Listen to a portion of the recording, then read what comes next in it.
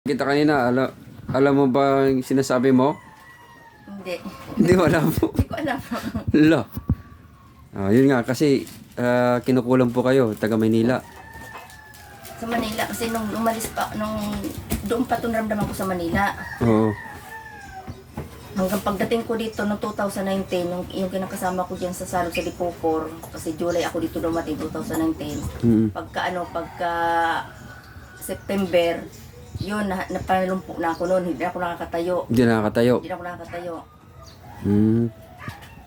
Tapos naman, pagkadating ng 2000, pinagamot ako ng kinakasama ko dito sa Salog sa Dipopor, 2019, November, nakakalakad na ako.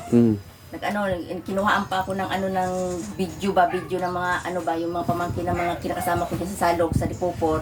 Nakahawak ako ng tungkod na kahoy para makalakad-lakad lang ako. Yun. Tapos nung 2019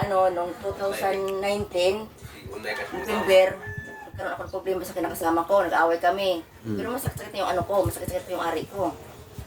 Ganun ba? Oo.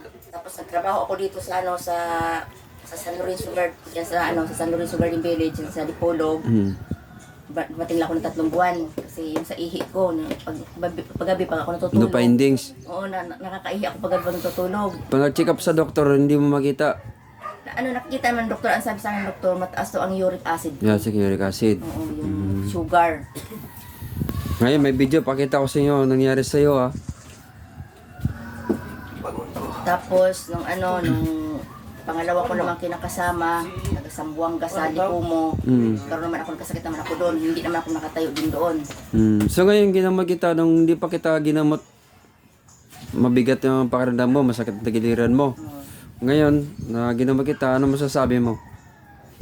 Parang siya, parang maggumaan yung katawan ko. Gumaan ang katawan mo? Gumaan. Kanina mabigat. Mabigat, pag tumatayo ako, parang hirapan ako magtayo eh. Mahawak pa ako dyan sa Kasi kinukulang po kayo. Ganun po yun. Ang nagkulang po siya taga Maynila. Taga Manila. Pero ang maestro na magkukulam taga Siquijor. Yung nakuusap namin kanina. Kasi ang nanay ko pumunta kasi ang nanay ko sa Siquijor. Siquijor. Ibig sabihin na galit ang nanay sa iyo. Kung may galit ang nanay ko sa akin, meron akong galit ako sa nanay ko. Hayaan mo, mawala ng galit nun.